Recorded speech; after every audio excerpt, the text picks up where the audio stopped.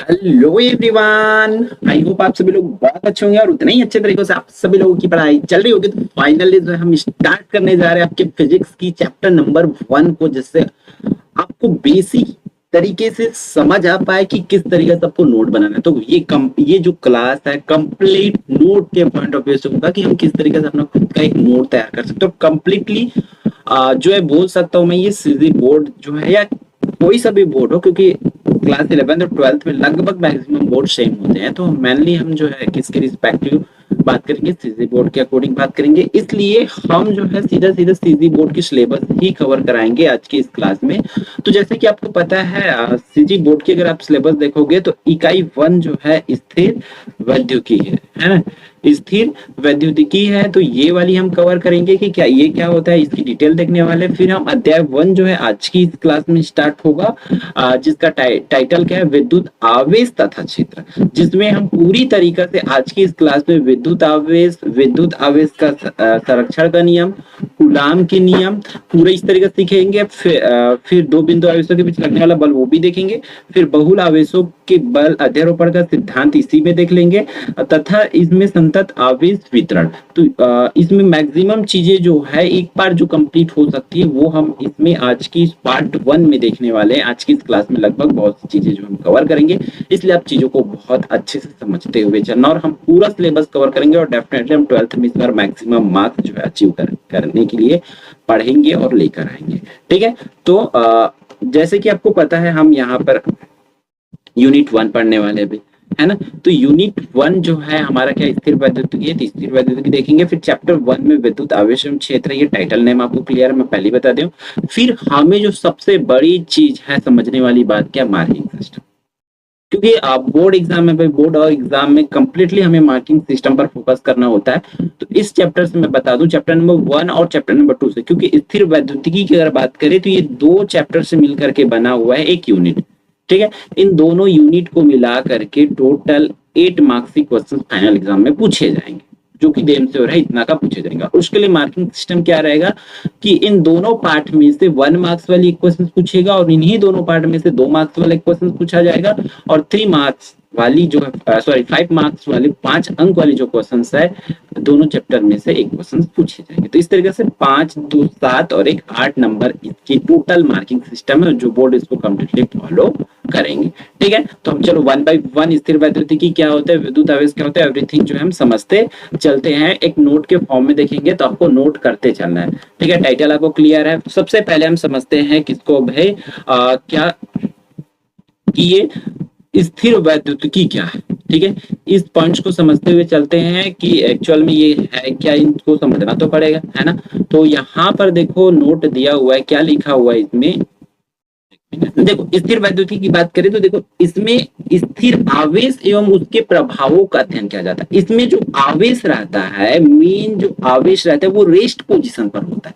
आवेश कैसा होता है, स्थिर होता है। तो हम बोल सकते हैं वैद्युतिकी के वह क्षेत्र जिसमें यह आवेश क्या रहता है, स्थिर रहता है, उसे ही स्थिर वैद्युतिकी कहते हैं।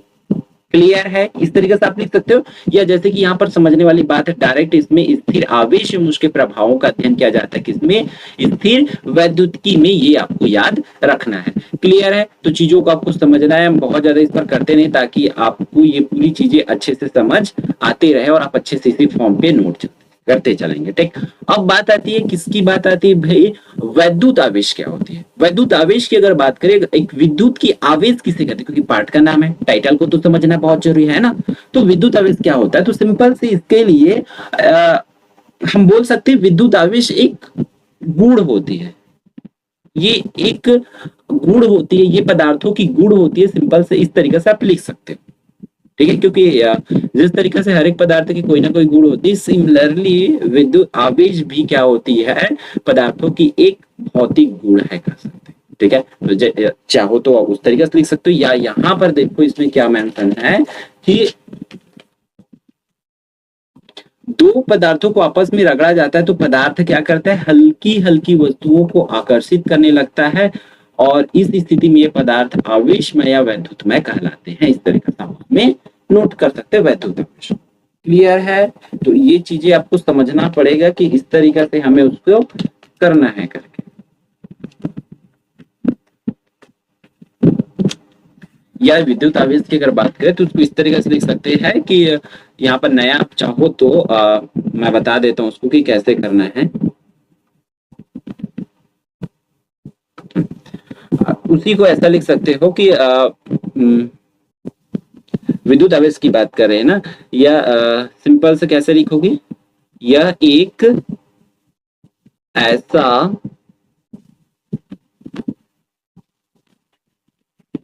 गुणधर्म है, या सिंपल से जो मैं पहले बताया सिंपल से, ये एक ऐसा गुणधर्म है, कौन, विद्युत आवेश एक ऐसा गुणधर्म है जिसके कारण क्या होता है भाई, जिसके कारण विद्युत क्षेत्र या जो है चुंबकीय क्षेत्र उत्पन्न होता है। किसकी वजह से, विद्युत आवेश की वजह से। विद्युत आवेश एक ऐसा गुणधर्म है जिसके कारण विद्युत क्षेत्र या चुंबकीय क्षेत्र उत्पन्न होता है, या हमें विद्युत क्षेत्र या चुंबकीय क्षेत्र का अनुभव होता है आवेश की वजह से। ठीक है, कि हाँ भाई यहाँ आवेश है वहां पर, तभी हमें पता चलेगा हाँ यहाँ विद्युत क्षेत्र है। आवेश रहेगा तभी हमें पता चलेगा वहां पर चुंबकीय क्षेत्र है। तो वहां चुंबकीय क्षेत्र ये उत्पन्न भी करते हैं और वहां पर हमें चुंबकीय क्षेत्र का अनुभव भी होता है। किसकी वजह से, विद्युत आवेश की वजह से। क्लियर है, तो आपको मैं बता दिया हूँ सिंपल से। एक तो ये तरीका हो गया, दूसरा तरीका ये लिख सकते हो कि जब हम पदार्थों को आपस में क्या करते हैं, रगड़ते हैं, तब पदार्थ क्या करता है, हल्की हल्की वस्तुओं को आकर्षित करने लगता है। ठीक है, तो इस स्थिति में पदार्थ क्या होते हैं, आवेशमय होते हैं। जब वो आकर्षित करने लग जाए, मतलब हम कह सकते हैं वही क्या है, आवेशमय है, या उसी को हम विद्युतमय भी कह सकते हैं। उदाहरण के लिए आप लिख सकते हो कांच की छड़ एवं रेशम। अंडरस्टैंड। फिर आगे बढ़ते हुए कुछ बेसिक पॉइंट्स है, इस पर समझते हुए चलते हैं कि किसी वस्तु पर इलेक्ट्रॉन की अधिकता या कमी को हम लोग वैद्युत आवेश कहते हैं। ये बताने की, देखो बताने के कई तरीका होते हैं। तो ये एक अलग तरीका हो गया कि किसी वस्तु पर इलेक्ट्रॉन की अधिकता या कमी होती है। कोई भी वस्तु है, अगर कोई भी वस्तु पर जैसे कि इलेक्ट्रॉन की कमी होगी, जैसे कि हम देखते हैं ना कोई से भी वस्तु, सपोज दैट ये हमारा वस्तु है ना, तो इस पर या तो प्लस चार्ज होती है, या तो इस पर मान के चलो माइनस चार्ज होती है। दो चार्ज होती है, या तो उदासीन होती है, तीन तरीका से। तो इस पर या तो इलेक्ट्रॉन की कमी होगी, है ना, इलेक्ट्रॉन या तो माइनस होगा, ये इलेक्ट्रॉन या तो प्लस होगी। तो इस केस को ही हम क्या कहते हैं, विद्युत आवेश कहते हैं। तो इस तरीके से आप ऐसा भी बता सकते हो। क्लियर है। फिर आगे आप यह लिख सकते हो कि यदि वस्तु पर इलेक्ट्रॉन की अधिकता है तो वह ऋणावेशित होगी। ठीक है, बहुत ज्यादा की मतलब कोई वस्तु है, उसी को समझे ना हम लोग यहाँ पर कि प्लस या माइनस के हिसाब से उसमें हम बता सकते, मतलब कमी होगा या ज्यादा होगा, उसी को विद्युत आवेश कहेंगे। तो यहाँ पर बोल रहे हैं, और नेक्स्ट पॉइंट में समझना है आपको कि अगर अधिकता होती है तो वस्तु कैसी होगी, ऋणावेशित, और कमी हो रही है तो वस्तु क्या होगी, धनावेशित होगी। तो ये पॉइंट्स आप याद रखेंगे। फिर ये रहा आवेश के बारे में दो तीन तरीके से बताए। अब आवेश की अगर बात करें हम लोग कि आवेश के प्रकार कितने होते हैं, कि टाइप्स ऑफ चार्ज कितने होते हैं, ये आपको समझना है। तो देखो मैं बता दूं आपको, आवेश दो प्रकार के होते हैं, ये आपको याद रखना पड़ेगा।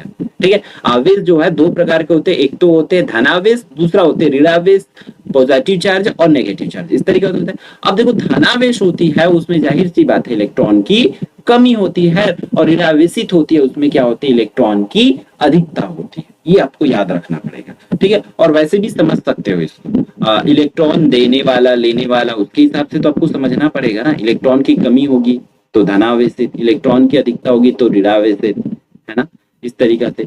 तो इलेक्ट्रॉन दान करेगा, ग्रहण करेगा, तो उनके पॉइंट पर आपको धनावेशित और ऋणावेश को आपको समझ के रखना पड़ेगा। क्लियर है। आवेश समझे, आवेश के दो प्रकार होते हैं, उन चीजों को आप समझ गए, इन दोनों को नोट कर लेंगे। फिर अब देखो इसके कुछ स्पेशल चीज है, उन चीजों को समझते चलते हैं। जैसे कि यहाँ पर देखो समान आवेश, ठीक है, आवेश समान आवेश रहेगा, या तो दोनों आपका प्लस में रहेगा, या धनावेश एवं धनावेश दोनों प्लस में रहेगा, या ऋणावेश एवं ऋणावेश मतलब दोनों या तो आपका माइनस में हो सकता है। तो याद रखेंगे समान आवेश आपको क्या करते हैं, एक दूसरे को प्रतिकर्षित करते हैं। ठीक है, एक दूसरे को प्रतिकर्षित करते, वो रिपल कर देंगे, एक दूसरे को धक्का मुक्की करेंगे, ऐसा समान आवेश। ठीक है, सपोज दैट आप आवेश में चुंबकीय आवेश ले लीजिए, चुंबकीय आवेश का आप सेम उसके प्लस प्लस को या एन एन को एक जगह या एस एस को ले जाओगे तो एक दूसरे को रिपल करते हैं, उसमें आप धक्का देते हुए, आप उसमें बल का अनुभव करते हुए आप देख पाएंगे। तो इन चीजों को समझेंगे। ठीक है, और विपरीत आवेश मतलब एक प्लस और एक माइनस होता है, वो क्या करता है, आकर्षित करते हैं। इन चीजों को आपको लिखना है। क्लियर है। ठीक, फिर हम देख लेते हैं कि वैद्युत आवेश देखे, उसके प्रकार देखे, उसके स्पेशल थिंग देखे, फिर अब वैद्युत आवेश की मात्रक, इसकी मात्रक क्या होती है। तो देखो अलग अलग पद्धति में इसकी अलग अलग मात्रक होती है। तो एमकेएस पद्धति में आपको याद रखना है, एमकेएस पद्धति में आवेश का मात्रक क्या होता है, कूलाम होता है, यही कूलाम ज्यादा माना जाता है। अब देखो इसको लाया कैसा गया है, तो यहाँ पर बॉक्स में लिखा गया है, इसके पॉइंट ऑफ व्यू से आपको याद रखना पड़ेगा कि कैसा होगा। तो देखो हमें पता है आई बराबर, आई क्या विद्युत धारा, तो आवेश बटा समय होता है ना इस तरीके से, क्योंकि विद्युत धारा किसे कहा जाता है कि किसी भी चालक में आवेश प्रवाह की दर को, तो आवेश प्रवाह की दर की बात आ गई, मतलब समय आएगा ही आएगा, ये आपको क्लियर है। तो I equal to q by t, इस तरीके से आपका होगा। तो यहाँ पर देखो जब हम इसको कैसे कि इस टी को इस साइड भेज दिया मैं, वो किस में हो गया, मल्टीप्लाई में हो गया, आई इंटू टी हो गया है ना, डिवाइड वाला मल्टीप्लाई में जगह, तो Q equal to I into T हुआ, तो Q का Q क्योंकि वो आवेश है, तो I देखो विद्युत धारा, विद्युत धारा I का मात्रा क्या होता है, करेंट की मात्रा क्या होती है, एम्पियर होती है। विद्युत धारा को किससे मापा जाता है, एम्पियर से, तो ए एम्पियर हो गया। और टाइम तो सेकंड, टाइम की मात्रा क्या होती है सेकंड, तो इस तरह एम्पियर इंटू सेकंड, तो एम्पियर इंटू सेकंड को क्या कहा जाता है, कूलाम कहा जाता है, इसलिए यहाँ पर लिख लोगे। देखो ए लिखा है, ए और टी लिखा है ना उसकी विमा, तो एक एम्पियर की होती है, टी जो है टाइम की होती है भाई, तो एटी लिख लिया, तो इस तरीके से इसकी विमा क्या हो जाएगी, एटी हो जाएगा। और आपको पता है विमा को इस तरीके से बॉक्स में रखना होता है, इसको क्लास 11 में बेसिक चीजें आप सीख रखे हो। क्लियर है यहाँ तक। फिर हम नेक्स्ट टॉपिक पर चलते हैं। नेक्स्ट टॉपिक आपकी स्क्रीन पर है, इसमें क्या बोला गया है कि वैद्युत आवेश संरक्षण का नियम। देखो ये क्या होती है भाई, तो सिंपल सा भाई, बहुत आसान है। जितने भी संरक्षण का नियम है, चाहे ऊर्जा संरक्षण का नियम हो, चाहे आवेश संरक्षण का नियम हो, या जितने भी संरक्षण के नियम है पूरे साइंस में, फिजिक्स में, उस सबकी नियम आपको यही है, ये चेंजेस नहीं होता। आपको बेसिक है, बहुत इजी वे पे लिखा गया है, तो इसी को आपको याद रखना है। इस नियम के अनुसार आवेश को ना तो उत्पन्न किया जा सकता है, हम ना तो आवेश को उत्पन्न कर सकते हैं, और ना ही नष्ट किया जा सकता है, बल्कि वो एक रूप से दूसरे रूप में क्या होती, परिवर्तित होती है या किया जा सकता है। इस तरीके से आपको याद रखना है। क्या याद रखोगे यहां से कि आवेश को ना तो उत्पन्न किया जा सकता है और ना ही नष्ट किया जा सकता है। एक प्रकार के आवेश को दूसरे प्रकार के आवेश में क्या क्या, आवेश में केवल परिवर्तित किया जा सकता है, ये आपको याद रखना है। अंडरस्टैंड, क्लियर है ये आवेश संरक्षण का। ऊर्जा संरक्षण में भी यही सेम, ऊर्जा को ना तो उत्पन्न किया जा सकता है ना तो नष्ट किया जा सकता है, बल्कि एक प्रकार की ऊर्जा को दूसरे प्रकार की ऊर्जा में क्या किया जाता है, परिवर्तित किया जाता है। अब देखो आवेश को जब हम दूसरे रूप में बदलेंगे तो हम क्या किसी में से पूरी तरीके से आवेश समाप्त कर सकते हैं ना।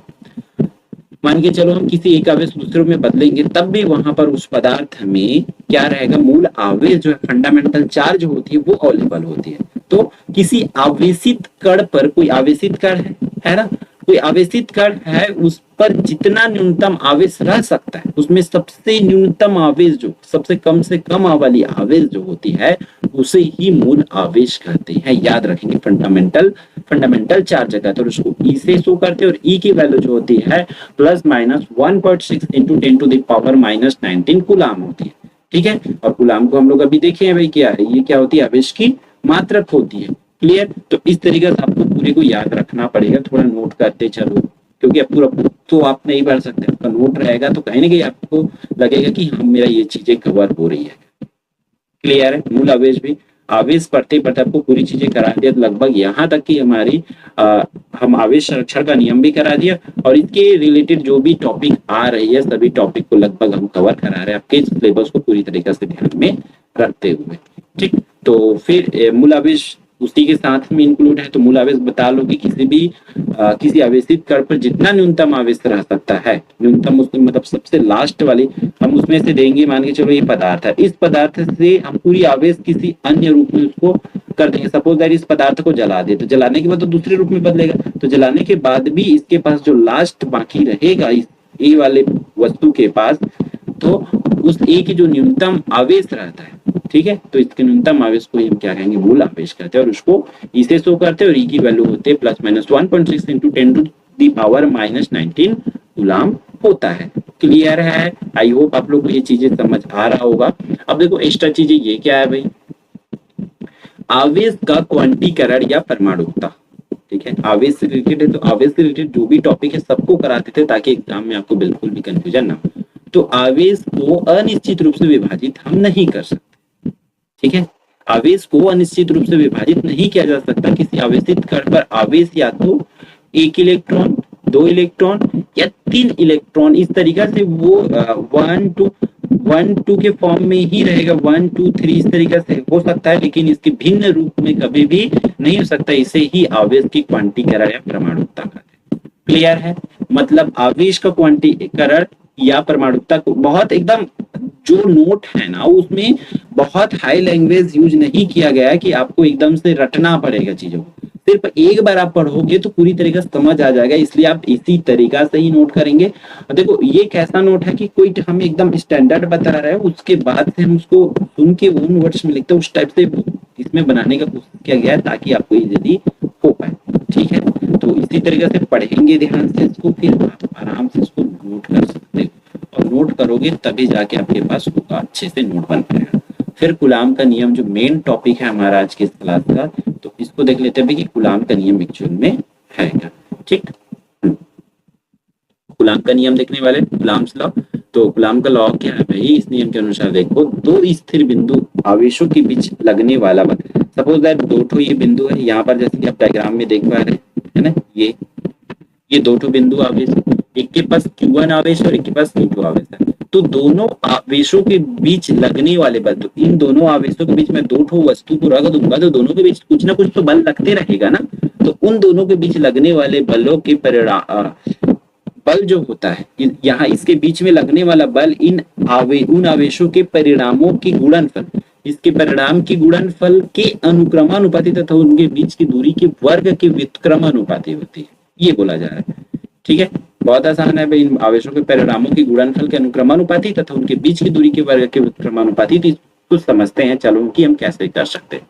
अब देखो आपके पास दो आवेश है, ये लाइन लिखना ही पड़ेगा, माना कि Q1 व Q2 आवेश एक दूसरे से r दूरी पर, Q1 और Q2 आवेश इन दोनों के बीच की दूरी कितना है? r दूरी है, और इनके बीच लगने वाला बल। अब देखो इनके परिणाम बोला गया, तो सिंपल से जो रूल है उसके तरीका से समझते हैं। तो सबसे पहले तो आप फोर्स को क्या करोगे, बल जो है, ये बल जो है क्या होगा, Q1 इंटू Q2 गुणनफल के अनुक्रमानुपाती बोला गया ना। यहाँ पर मैं थोड़ा सा यहाँ पर देखो, ये वाले लाइन पर उन आवेशों के परिणामों के गुणनफल के अनुक्रमानुपाती, तो देखो इस तरीके से आपको शो करना है, इसको ऐसा ही लिखना है। देखो बल जो होता है उनके परिणाम की गुणनफल में है Q1 इंटू Q1, अनुक्रमानुपाती का साइन ये होता है। तो इस तरीके से अनुक्रमानुपाती होती थी इक्वेशन नंबर 1। और फिर दूसरा लाइन में बोला उनकी बीच की दूरी, तो बीच की दूरी कितना है r, तो उसके बीच की दूरी के वर्ग बोला गया है, वर्ग करना है ना, वर्ग मतलब स्क्वायर करना है कि व्युत्क्रमानुपाती। तो देखो इसको 1 के अपॉन में लिखे हैं, तो a अनुक्रमानुपाती 1/r का स्क्वायर, और ये हो जाएगा इक्वेशन नंबर आपका 2। ठीक, अब इन दोनों को जब एक साथ लिखोगे तो फिर हमारा ये वाला स्टेप्स आ जाएगा फाइनल। दोनों को जब एक साथ लिखोगे तो Q1 इंटू Q2 और अपॉन में R1। अब इस अनुक्रमानुपाती को हटाएंगे तब यहाँ पर एक नियतांक लग जाएगा, इक्वल टू लगाएंगे तो K बन जाएगा इस तरीके से। तो फाइनली आप चाहो तो यही तक भी इस रूल को रोक सकते हो, ये यहाँ तक कूलाम का नियम आपका है। और चाहो तो आप आगे भी बढ़ा सकते हो भाई, K की वैल्यू आप चाहो तो इस तरीके से लिख सकते हो K की वैल्यू को, कि देखो K की वैल्यू लिखोगे तो क्या होगा, K की वैल्यू होते, K एक नियतांक है याद रखना, ठीक है, और K की वैल्यू है 1/4πε0, इस तरीके से आप कर सकते हो। तो यहाँ पर देखो ये वाले में हम K की वैल्यू रखेंगे K की जगह पे, तो हमारा फाइनल इक्वेशन कैसा हो जाएगा, final equation F equal to 1/4π, K की जगह में हमने 1/4πε0 लग दिए, और Q1 इंटू Q2 अपॉन में R2 है। तो इस तरीके से कर सकते थे आप, यहाँ तक भी लेकर के उसको आ सकते हो, किसको, कूलाम्स लॉ को। आपको बहुत ज्यादा इस रूल्स को आगे नहीं बढ़ाना है, ठीक है। जो सिंपल सा रूल है उसको याद रखना है, इसके परिणाम के गुणनफल के अनुक्रमानुपाती, और ये दूरी होता है तो दूरी के वर्ग की व्युत्क्रमानुपाती होता है, तो उसी को आपको करना है, बराबर लिखना है, बराबर के बाद मतलब के लिखना है, बराबर लगाओगे तो अनुक्रमानुपाती के साइन हटाने के लिए एक नियतांक लगाना पड़ेगा, पूरे फिजिक्स में याद रखेंगे, ठीक है। तो फिर आगे बढ़ते हैं हम लोग का,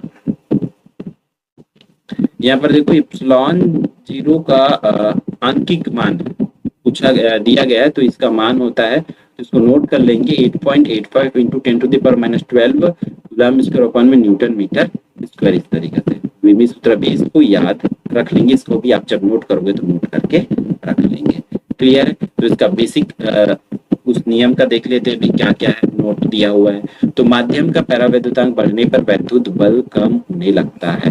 तो देखो इस तरीके से कंडीशन बेस्ड क्वेश्चन कभी कभी पूछा जाता है, मतलब ये बेसिक चीजें है, उसको समझना पड़ेगा। अगर परावैद्युतांक बढ़ेगा, परावैद्युतांक वही के वाली जो है ना, तो माध्यम का जो परावैद्युतांक है वो बढ़ेगा, उसका वैल्यू जब बढ़ेगा तो उस पर लगने वाला बल क्या होने लग जाता है, कम होने लग जाता है, कम होता है, ये आपको याद रखना है। फिर वैद्युत बल की प्रकृति आकर्षण हो सकती है या प्रतिकर्षात्मक हो सकती है, दोनों को याद रखना है। उस पर देखो जो बल लग रही है वो बल जो है या तो आकर्षित बल भी हो सकती है या प्रतिकर्षित बल भी हो सकती है, उसमें याद रखना है। फिर यदि दोनों आवेशित कणों को परस्पर स्पर्श कराकर हटा दिया जाए तो दोनों पर आवेश की मात्रा समान हो जाती है। ठीक है, दोनों आवेशित है, दो ठो आवेश है ना। अगर दोनों आवेश को हम परस्पर क्या कर देंगे, स्पर्श करा देंगे, दोनों आवेश को एक में, दो ठो आवेश वहां पर दूर दूर में लिए थे ऐसे, तो उन दोनों आवेश को अगर हम एक ही में ऐसा कर देंगे तो एक में करने के बाद उसको अलग अलग हटाएंगे, स्पर्श करा करके हटा देंगे, तब दोनों आवेश की मात्रा समान हो जाएगी, उसमें भी उतना ही आवेश, उसमें भी उतना ही आवेश हो जाएगा। सपोज दैट इसमें मान के चलो Q1 में, इस वाले बिंदु में 5 kg है, और उसमें जो है आपका मैं ले लेता हूँ सपोज दैट इसमें 6 kg, केजी में ले रहा हूँ, उसके बाद फोर्स में होती है, उस पर आवेश की मात्रा तो गुलाम में होती है, तो गुलाम में नहीं कर रहा हूँ मैं, आपको केजी में समझा रहा हूँ ताकि आप समझ, ठीक है, केजी में। तो आपको देखो दोनों में ये बराबर, इसमें एक में ज्यादा एक में कम था ना, तो ये इक्वल हो जाएगा। इक्वल कैसे हो जाएगा, देखो ये सबसे पहले दोनों तो प्लस हो जाएगा, 5 + 6, उसके बाद 2 डिवाइड हो जाएगा तो 11/2 हो जाएगा। तो इसको डिवाइड कर दोगे तो 5.5 मतलब 5.5 दोनों के पास हो जाएगा इक्वल। ठीक, क्लियर है। अब आगे बढ़ो, यहाँ पर फोर्थ क्या बोल रहा है, यदि दोनों आवेशों के बीच का माध्यम कोई धातु हो, ठीक है, तो K का वैल्यू क्या होगा, K = ∞ होने के कारण उसके बीच की आवेशित बल जो है शून्य हो जाती है। ठीक है, अब कंडीशन दिया है दोनों आवेशों के बीच का माध्यम कोई धातु, तब वहां पर क्या हो जाएगा, उस पर जो बलने वाली बल है वो क्या होती है, शून्य हो जाती है, तो इसको याद रखना पड़ेगा। ठीक है, फिर फिफ्थ यहाँ पर ε0 K दिया है, तो स्थान पर हम एप्सिलॉन भी लिख सकते हैं, जहाँ E जो है क्या होती है, परावैद्युत की वैद्युतशीलता है। क्लियर, तो इस तरीके से उसको याद आप रख सकते हो। फिर फाइनल हमारा जो है बलों के अध्यारोपण का सिद्धांत। ठीक, ये देखो इसको बहुत समझना जरूरी है। जैसे कि कोई सा भी बल लग रहा है तो उसके बीच क्या होता है, टी वाली डायग्राम आप दूसरे बुक में कई तरीके से देख सकते हो। ठीक है, बट हम इस डायग्राम में क्या किए हैं, अध्यारोपण के सिद्धांत में ये डायग्राम ही मेन चीज होती है। अगर ये डायग्राम समझोगे तो आप पूरी चीजों को समझ सकते हो। ठीक, तो डायग्राम कहीं ना कहीं आपके लिए समझना बहुत जरूरी हो जाती है। तो देखो लिखा गया इसमें, इस नियम के अनुसार किसी बिंदु आवेश पर अन्य सभी आवेशों के कारण लगने वाला परिणामी बल उस बिंदु आवेश पर प्रत्येक आवेश द्वारा लगाए गए सभी बलों के सदिश योग के बराबर होता है, बोला जा रहा है। ठीक है, तो कैसे समझोगे इसको, किसी बिंदु आवेश पर अन्य सभी आवेशों के कारण, सपोज दैट ये बिंदु आवेश है, इस डायग्राम को हम थोड़ा सा चेंज कर दें, ये बिंदु आवेश है Q1, ठीक है, तो कोई और बिंदु आवेश मान के चलो यहाँ पर Q2 है। ठीक है, कोई और बिंदु आवेश यहाँ पर ये है Q3, और कोई और बिंदु आवेश है यहाँ पर Q4, मान के चलो ऐसा। ये डायग्राम में भी वही चीज समझा है जो मैं यहाँ पर लिख के बता रहा हूँ। तो इस आवेश के द्वारा भी इस पर ऐसा बल लगेगा इस पर भी। ठीक, वही चीज है, अन्य सभी आवेशों के कारण लगने वाला परिणामी बल यहाँ पर आवेशों के, तो इसके द्वारा भी कुछ ना कुछ ऐसा बल लगेगा और इसके द्वारा भी बल लगेगा। तो ये लगने वाली जो बल है उस बिंदु आवेश पर प्रत्येक बल जो है बलों का सदिश योग के बराबर होता है, और ये बल जो है जितना यहाँ पर लग रहा है बल, टोटल बल इनके योग के बराबर होगा, बोला जा रहा है। और कुछ नहीं, इसे ही बलों का अध्यारोपण का सिद्धांत कहते हैं। क्लियर, तो आगे कैसे करना है भाई, इस तरीके से ये डायग्राम याद रखेंगे आप लोग, इसको याद रख सकते हो।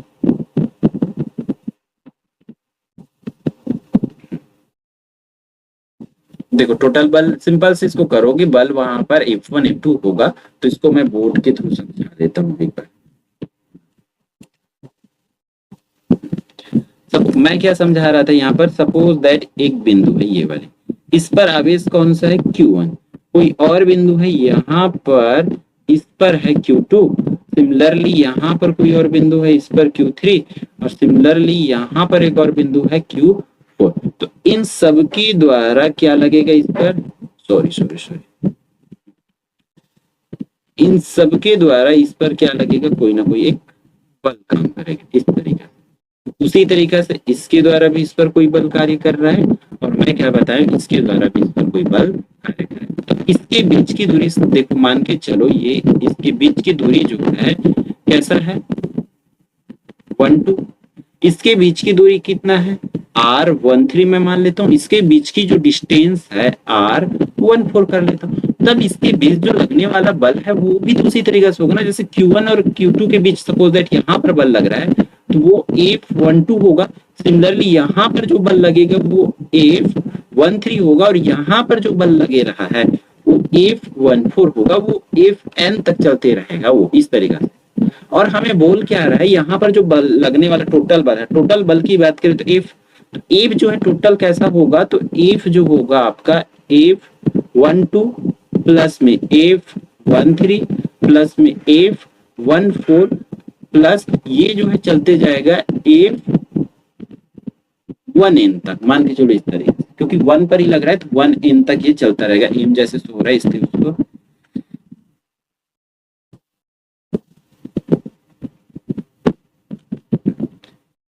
वहां पर लिख दो n, 1n तक चलता रहेगा। तो यही इसका अध्यारोपण का सिद्धांत है, इसको बहुत ज्यादा आगे आपको नहीं बढ़ाना है। यही है आपका क्या, अध्यारोपण का सिद्धांत। इतना। अब इसमें आप चाहो तो आगे बढ़ा कैसे सकते हो, एफ की वैल्यू हम अभी भी देखें। एफ की वैल्यू जो हो रहा था के Q1 इंटू Q2 अपॉन में आपका आर का स्क्वायर था। इस तरीके से इस वैल्यू को भी आप चाहो तो रख सकते हो, या एफ की वैल्यू फिर हम के इक्वल टू क्या रखे, 1/4πε0 और फिर Q1 इंटू Q2 अपॉन में आर का स्क्वायर। अब देखो यहाँ पर आप आर की वैल्यू वगैरह इसके वजह से चेंज लिखोगे तो देखो फिजिक्स है भाई, हर एक बुक में आपका अलग अलग होता है और आपको नंबर्स के अकॉर्डिंग इसको पढ़ाना पड़ता है। आप सिंपल इस डायग्राम को बना करके इतना भी लिख दोगे, लेकिन आपका नंबर सिस्टम क्या है उसको देखना पड़ेगा कि कितने मार्क्स है। यही क्वेश्चन बड़े मार्क्स के लिए आते हैं तो आपको एफ की ये सब वैल्यू रखना पड़ेगा, जैसे कि आप या तो ऊपर वाली वैल्यू रख सकते हो या नीचे वाली वैल्यू रख सकते हो। आप सपोज दैट इसमें नीचे वाले वैल्यू को रखते हो तो ये आपका कैसा हो जाएगा भाई, इस तरीका से होगा। एफ इक्वल टू पहला के लिए जब करोगे तो 1/4πε0। अब देखो यहाँ पर Q1 और Q2 आवेश अपॉन में इन दोनों के बीच की दूरी क्या था, R12 का स्क्वायर, इस तरीके से लिखना है। प्लस फिर आपको इसके जगह F13 तो F13 के लिए 1/4πε0 लोगे। फिर देखो यहाँ पर जो आवेश था वो क्या था, आवेश उसके बीच में Q1 और Q3 है। सिमिलरली उसकी डिस्टेंस क्या है, R13 का स्क्वायर करना पड़ेगा, ठीक। प्लस यहाँ पर F14 है ना, तो इसके लिए 1/4πε0 into Q1 into Q4 upon में R14 का स्क्वायर, इस तरीके से हो जाएगा। वो सोन चलता रहेगा n तक। अब फिर इसको देखो यहाँ तक भी रोक सकते हो और इसको आगे फिर भी बढ़ा सकते हो। इस कैसे कर सकते हैं हम, 1/4πε0 सब में कॉमन लेकर के इसको इस तरीके से Q1 Q2 अपॉन में R12 का स्क्वायर करके पूरे को हम लिख सकते हैं।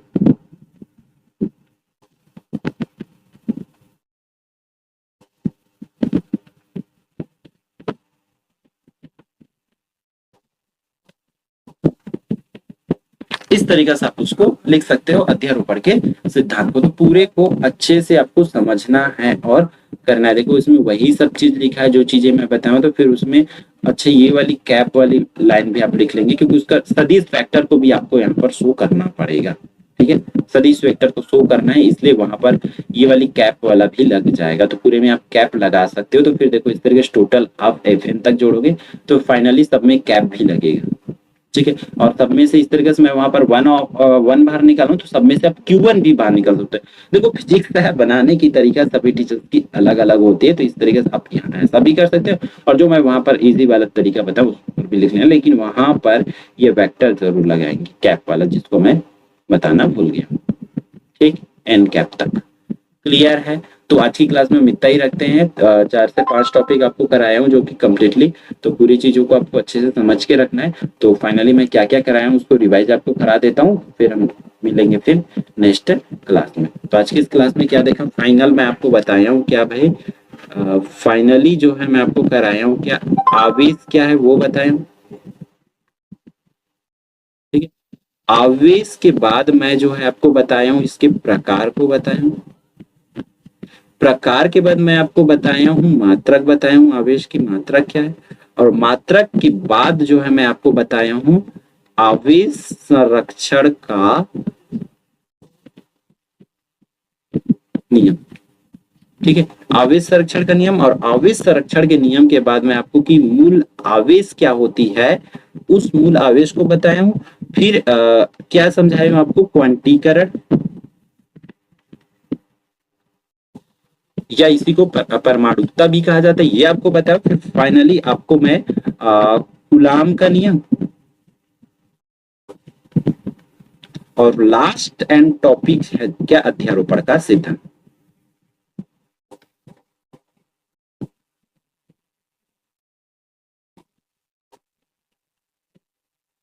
पूरे टॉपिक को आप एनी हाउ इतना को रिवाइज भी कर लेना है कि प्रकार क्या होती, क्या होती, सब चीज को, और इतना टॉपिक आप पार्ट 1 में आज की इस क्लास में आप कंप्लीट करके रखेंगे। क्लियर है? तो फिर मिलते हैं आप नेक्स्ट क्लास में बहुत जल्द।